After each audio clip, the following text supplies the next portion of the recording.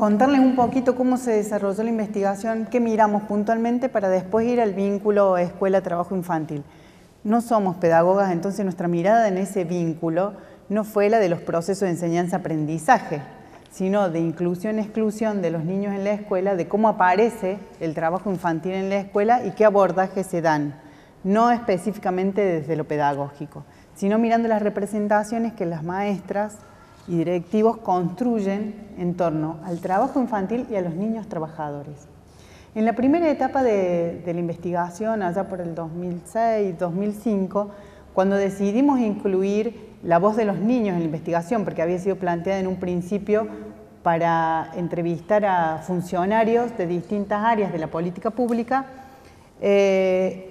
la muestra que se armó de niños fue a partir de niños que conocíamos que trabajaban por las instituciones en las que nosotros trabajábamos, que eran centros de salud, espacios recreativos a partir de ONG, el comedor comunitario. Y hay un dato que a nosotros nos sorprendió, fue que todos los niños estaban escolarizados. Eran niños entre 7 y 11 años y estaban todos escolarizados. Digo, nos sorprendió porque en el imaginario trabajo infantil y escuela son términos que se excluyen o al menos se contradicen, ¿no? Cuando uno dice trabajo infantil está pensando que no hay escuela o que el niño no va a poder sostenerse en la escuela y que va a sufrir situaciones de repitencia, bajo rendimiento.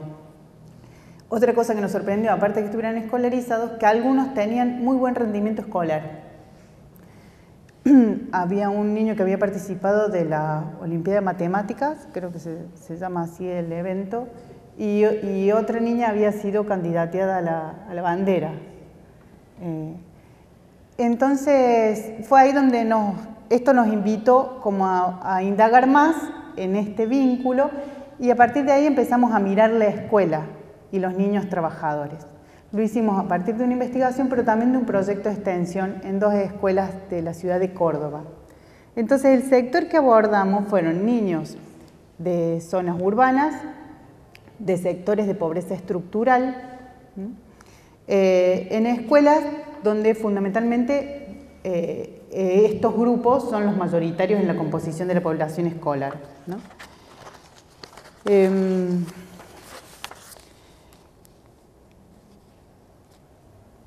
Lo primero fue entrevistar a los niños, luego hicimos entrevistas a maestras y directivos. En la primera etapa lo que surgió es que los niños participaban de manera activa en las estrategias de reproducción familiar de existencia, en este sector social. Y ahí la mirada sobre la familia, que era lo que apuntaba María Inés, nos mostraba que sobre todo esta participación era bien activa en las familias donde el trabajo y la reproducción cotidiana doméstica no están separadas, sino que funcionan en unidad. ¿Qué quiere decir esto? Familias donde el trabajo se hace en la casa o el trabajo implica la movilización de esfuerzos de toda la unidad doméstica.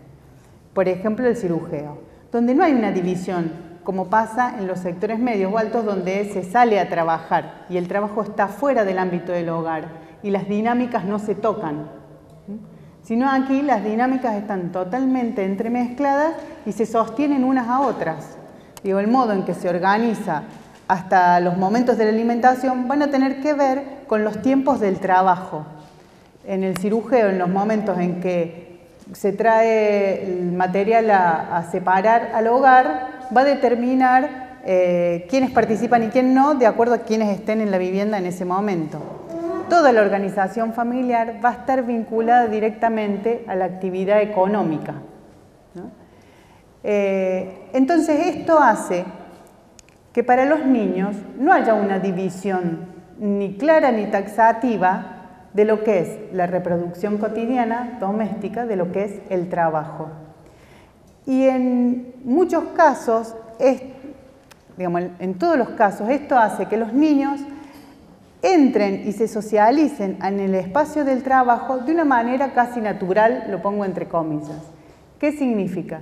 Que pueden reconocer y participar, aunque no sea en términos de trabajo estricto, de actividades que sí tienen que ver con el trabajo. En el caso de las familias que amasaban pan para vender, desde muy pequeños están involucrados en la tarea del amasado. Y se entra a esa dinámica al principio como un juego, como un aprender, una tarea más de la casa. No necesariamente hay intención de los adultos ni del niño de involucrar al niño para obtener un rédito económico concreto. Entonces este fue un primer punto a atender cuando miráramos las actividades que realizaban los niños. Y es ahí donde la definición de trabajo infantil empieza a plantear como algunas dificultades para nosotros. ¿Cuál va a ser la intensidad y la tarea que va a definir dónde empieza y dónde termina el trabajo infantil en unidades domésticas que se organizan de esta manera? ¿Cuánta intensidad e intención tiene que haber para que se empiece a hablar de trabajo infantil? Cuando en algunos casos, y pienso ahora en las zonas rurales, muchas de las actividades en las que se involucran los niños también no solo tienen que ver con el sostenimiento familiar, sino también con la posibilidad de participación de la producción cultural. Pienso en los que aprenden a hacer telar, por ejemplo, ¿no? O a hilar la lana, o cómo se esquila una oveja. Entonces ahí hay una línea difícil de trazar, por lo menos cuando el trabajo infantil no es explotación y cuando está más cercano a la cuestión de la reproducción cotidiana de la vida, ¿no? Y ahí lo que pudimos ver es esto que empezó a señalar María Inés, de que la organización familiar va a incluir a los niños o los va a excluir en tanto pueda ingresar al mercado formal de trabajo o conseguir mayores ingresos con la fuerza de trabajo de los adultos. No era casualidad que los niños que trabajaban con mayor intensidad eran varones de familias de jefatura femenina con muchos hijos, con muchos hermanos, en general que eran más de 5. O que cuando se trataba de una actividad familiar que estaba en el hogar, comercial, como ser un kiosco, que la atendieran los niños, pero cuando había mayores ingresos, el kiosco no era tan necesario, entonces no se abría todos los días y los niños podían destinar ese tiempo a otras tareas, porque el padre había conseguido una changa o no se salía a vender pan cuando los abuelos habían conseguido algún ingreso como podía ser la jubilación. Entonces, la estrategia de ingreso o salida de los niños a las tareas económicas, al trabajo, estaban directamente vinculadas con la profundidad de la situación de pobreza de la familia y con las estrategias que se podían dar los adultos para conseguir ingresos.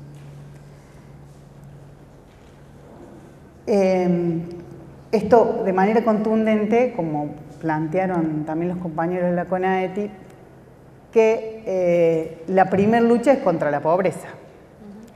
Si no erradicamos la pobreza, difícilmente vayamos a erradicar el trabajo infantil.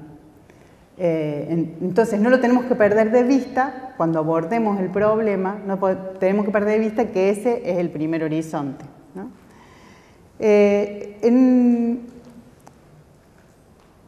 ¿Cómo aparece la familia en las prácticas de los niños? No solo por esta cuestión de casi no frontera entre la actividad reproductiva y la actividad productiva, sino también porque cuando esa actividad se llevaba fuera del hogar, se realizaba en la calle, se hacía de manera grupal y siempre había lazos familiares y de consanguinidad sosteniendo la tarea, ¿no? Digo, nosotros no indagamos todo el universo del trabajo infantil, todos este tipo de actividades que nombraron antes, sino a algunos que estaban más vinculados a este sector social y a este modo de organización familiar. Entonces, ¿qué sucedía? En esta tensión de la protección y desprotección, prácticamente nunca los niños estaban solos o no tenían mirada de un adulto en el espacio del trabajo. Que también eso derrumba como algún mito donde los niños son enviados y van solos y hacen sino había una organización colectiva en la tarea, donde muchas veces los niños tenían algunas tareas e incluso se planteaban con gradualidad. Los adultos iban pautando qué. Los mismos niños nos contaban, no, eso a mí no me lo dejan hacer, no, de noche a mí no me dejan salir en el carro, no, solo por esa zona no puedo ir. Digo, lo que pudimos ver fue una serie de cuidados que la familia ponía en esa situación, que no la podía evitar, y cuando tenía que usarla como estrategia, el de involucrar a sus hijos en el trabajo, lo hacía con ciertos cuidados y protecciones. ¿Ahora era necesaria la participación del niño en esa actividad? Y nosotros, mirando las situaciones de las familias, podemos decir que tenían muy pocas opciones diferentes a mano. Pero nosotros entrevistamos a los niños, básicamente. Entonces, la mirada de los niños sobre la situación familiar, no tenemos que olvidarnos de esto, ¿no? Y lo que a nosotros nos ayudó a mirar desde los ojos de los niños es también como a ponernos en un lugar de crítica de nuestros propios preconceptos respecto de esos adultos que acompañan, ¿no? Porque es muy fuerte la estigmatización que pesa sobre las familias, sobre los adultos de esas familias, básicamente, ¿no? Que ese es un camino difícil de desandar, porque está muy fuertemente arraigado, ¿no? También porque aparece otra cuestión que tiene que ver con esto que plantea la compañera, supongo yo, que es que son familias donde la cultura del trabajo se ha construido a partir de un ingreso temprano al trabajo. En los relatos que contaban los chicos sobre sus padres o sus tíos cuando hablaban de la escuela, que ya les voy a leer el párrafo, aparecía que estos adultos de esta familia también habían ingresado de manera temprana al trabajo. Entonces esto funciona como naturalización, pero también funciona como el modo en que se aprende la estrategia de sobrevivencia familiar, el modo en que se aprende la vida, digamos, ¿no?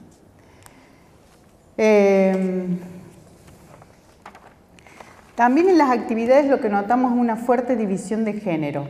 División de género que refleja o espeja la división de género que hay en la organización familiar de los adultos, ¿no? Las niñas básicamente hacen trabajos domésticos o tareas de comercialización en el espacio barrial cercano al hogar, y los varones son los que tienen salidas a un espacio urbano más amplio y en actividades que implican más exposición, desde lavar autos, trabajar en los supermercados embolsando, acompañar a los adultos en trabajos de la construcción y el cirujeo. En estos casos, de manera más autónoma. Era difícil que una niña saliera sola con el carro, pero sí era más fácil encontrar que un niño de 11 años saliera solo, ¿no? Y lo generacional también marcaba diferencias en la participación. Niños de la misma edad, nosotros trabajamos en los quintos y sextos grados. Niñas de la misma edad realizaban tareas domésticas o no, dependiendo del lugar que ocupaban en la estructura familiar. Cuando eran las menores, ¿no?, de una familia de muchos hijos, no les tocaban prácticamente tareas domésticas. Cuando eran las mayores, tenían el mayor peso en esa actividad. Algo que ya dijo María Inés, que yo quisiera reforzar, que fue una de las cosas más significativas o las que nos llevó a preguntarnos, digamos, con mayor vehemencia, cuál era el lugar del trabajo en la vida de los niños, es que los niños hablaban positivamente de sus prácticas laborales. Primero nos sorprendió porque en general uno parte de la idea de que los niños no van a hablar de eso, porque hay una impugnación social de mucho peso sobre el trabajo infantil y de mucho riesgo que ellos también reconocen. Muchos decían, no, yo no le cuento a la maestra porque la maestra la va a retar a mi mamá. Entonces saben cuáles son las consecuencias de lo que puede pasar. O la van a denunciar, no le quiero traer problemas a mi abuela, eran las expresiones de los chicos. Sin embargo, ya sea porque logramos un espacio de interacción, porque no fueron entrevistas sueltas, sino que hubo un trabajo de taller con ellos durante 1 mes y medio, entonces suponemos que en ese espacio se permitieron como contar algunas cosas y hablaron positivamente sobre el trabajo. Positivamente, ¿qué significa? Que nosotros creemos que hay un encuentro satisfactorio en las actividades laborales con las propias capacidades, con la propia iniciativa y con las actitudes morales que implican la participación en la práctica laboral. ¿Qué significa esto? Que en primer lugar el trabajo se define como ayuda. Entonces hay un sentido moral de la solidaridad familiar que ellos ponen por delante para mirar lo que hacen. Luego, que encuentran un lugar de aprendizajes de valorización en el sector de pertenencia. Saber dominar un caballo y llevar el carro es altamente valorado en un sector donde la mayoría trabaja como ciruja. Esos aprendizajes prácticos tenían un valor que en algunos casos, cuando se comparaban con los aprendizajes escolares, eran valorizados más que los propios aprendizajes escolares. Donde a veces la trayectoria escolar estaba signada por el fracaso, por la frustración o la dificultad. Entonces, la actividad laboral se volvía un lugar de múltiples gratificaciones, porque además de la iniciativa, también había una recompensa que permitía mostrarse fuerte frente a la situación de carencia extrema que vivían las familias.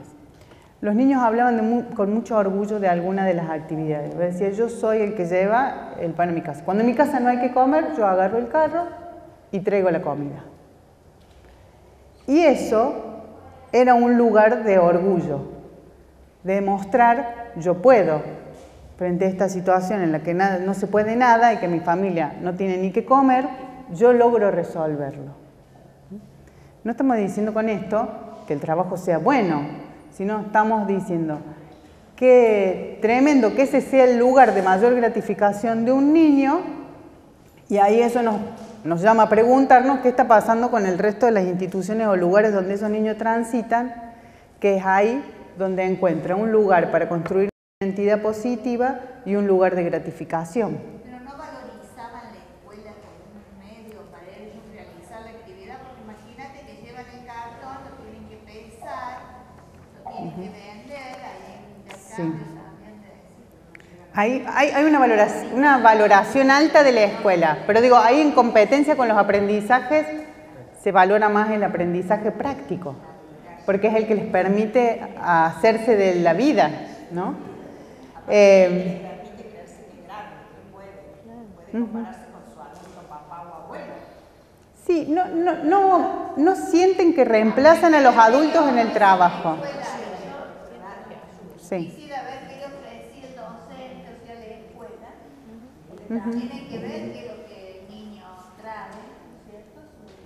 Su criterio, dónde está inserto. Ahí en relación a los aprendizajes, nosotros creemos que posiblemente, de las entrevistas que hicimos a la maestra, posiblemente haya como un divorcio entre los aprendizajes. Sí. Sí, los chicos, algunos decían que, bueno, no había como gratificación en la trayectoria escolar. En algunos sí, en otros no. Pero, y ahí voy a eso. ¿Por qué aparecen como dos mundos? Por un lado, porque hay una fuerte invisibilización del trabajo infantil en la escuela.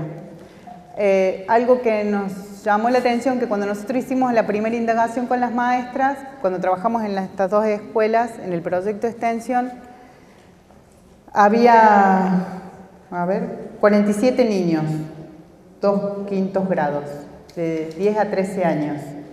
Cuando indagamos con las maestras identificaron 12.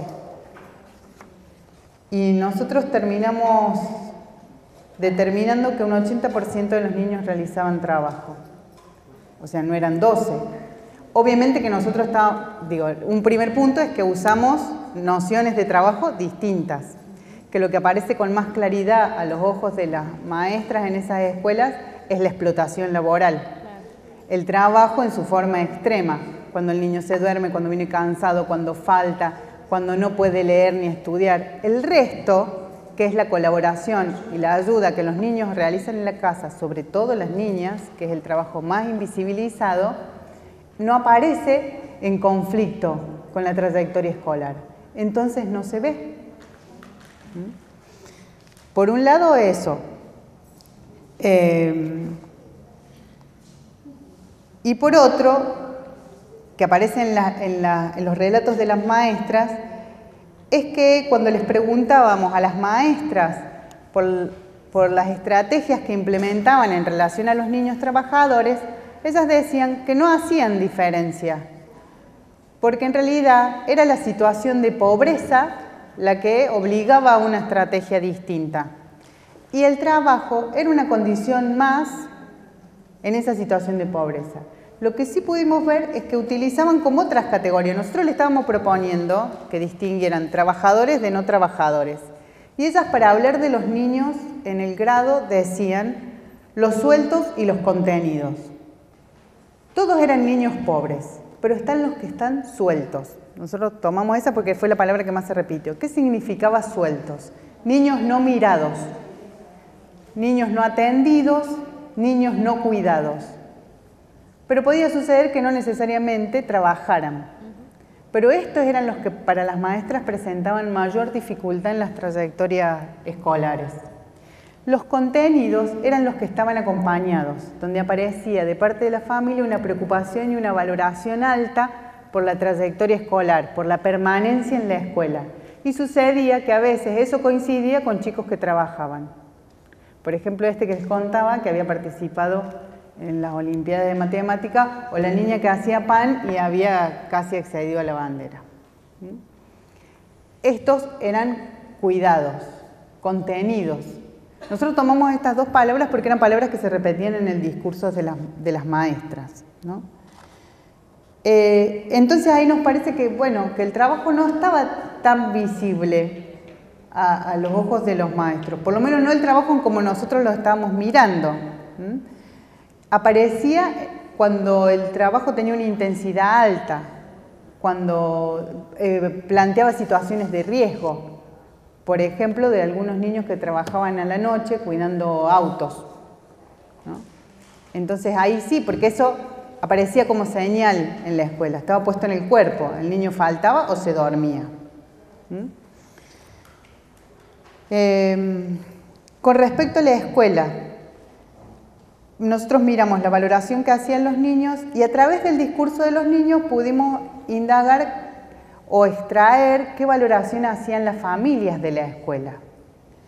En relación a las familias, les quiero leer el párrafo, aparece una valoración alta. Los niños expresan en varias partes de las entrevistas y de las conversaciones que la escuela aparece en el discurso familiar como un lugar importante, como un lugar al que se debe cuidar, como que se debe prestar atención a la tarea. Dicen que mi tío era albañil y él empezó a trabajar desde los 9 años. Dejó el colegio porque no le gustaba estudiar y le gustaba trabajar. Pero una vuelta mi abuelo lo retó porque le dice, vos vas a estudiar. Y él le dice, no, yo voy a trabajar. El trabajo no te va a dar todo, le dice. ¿Por qué? Porque en el trabajo vas a ser albañil y nada más. En cambio, estudiando podés ser cualquier cosa. Yo quiero ser albañil, le dice. Yo voy a agarrar una pala y un martillo. No, no vas a agarrar una pala y un martillo. Después le dice, sí, yo lo voy a alimentar a ustedes. Y así fue. Después él es grande ahora, y cuando mis abuelos eran viejos, les daba de comer. Y la escuela él la dejó. En cambio mi mamá, la hermana, ella fue maestra. Terminó la secundaria, hizo la universidad. El tema es si los niños y esas familias están en condiciones de sostenerse en el ámbito de la escuela. ¿Cuánto puede poner para que el niño permanezca ¿Y cuánto puede hacer la escuela para que el niño permanezca? Porque no es solo de un lado. A veces no, se piensa que es solo la familia. También pensemos qué estrategias se dan algunas veces las instituciones para que estos niños permanezcan, ¿no?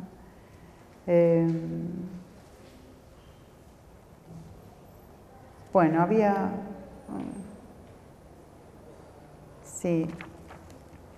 uno de los niños que era carrero y decía, mi papá cuando me saco las notas no me lleva. No lo dejaba ir en el carro.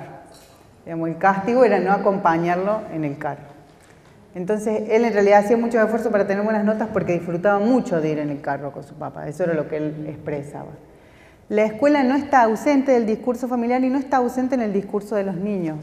Para los niños, nosotros lo que pudimos ver es que valoran la escuela positivamente, sobre todo como un lugar de encuentro, de sociabilidad, de juego, de aprendizaje. Y las experiencias pedagógicas que más valoran son aquellas en las que aparece el juego, la expresión, la emoción y el arte, y donde aparecen siendo reconocidos con capacidades. Que esto es algo a prestar mucha atención, como decía María Inés, cómo hablamos de sus vidas cotidianas y cuánto lugar hay en la escuela para alojar el trabajo de estas familias, en el discurso y en el conocimiento.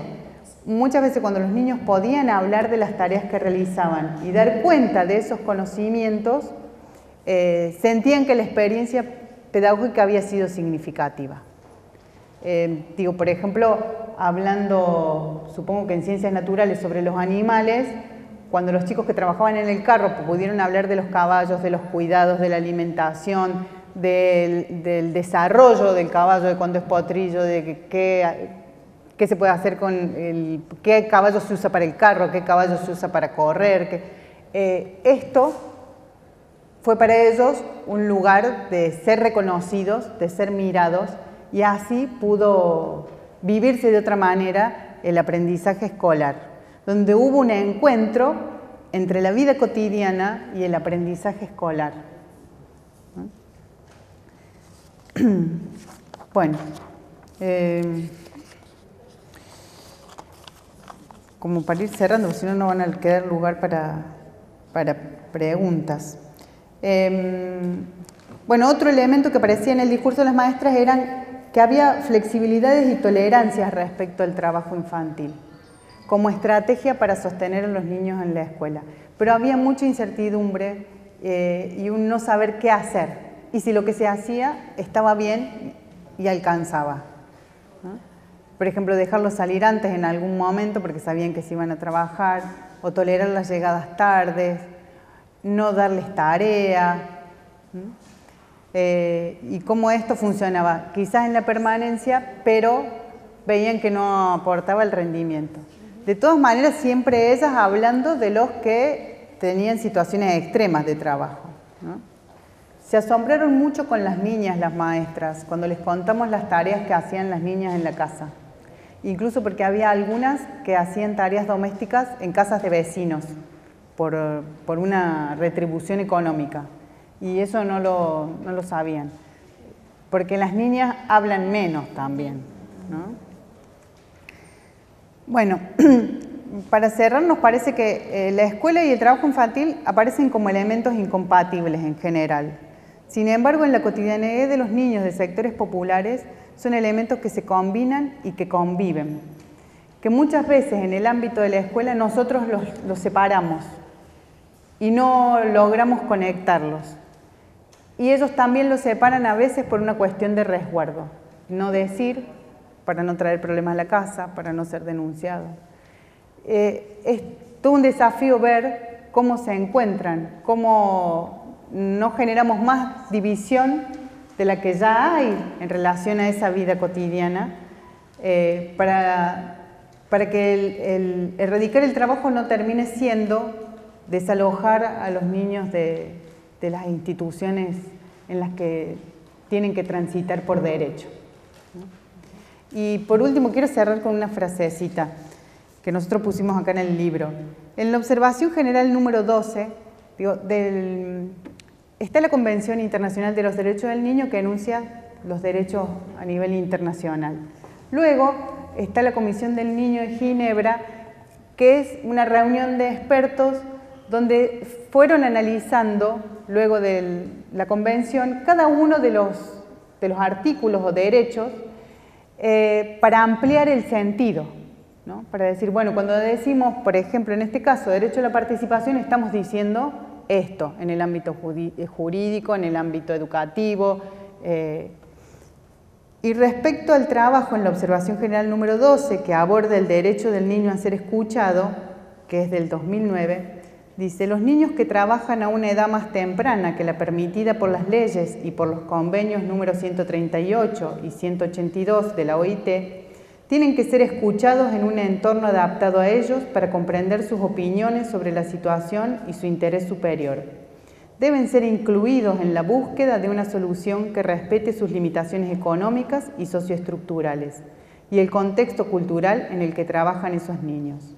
Los niños también deben ser escuchados cuando se formulen políticas para eliminar las causas profundas del trabajo infantil, en particular en lo que respecta a la educación. Gracias.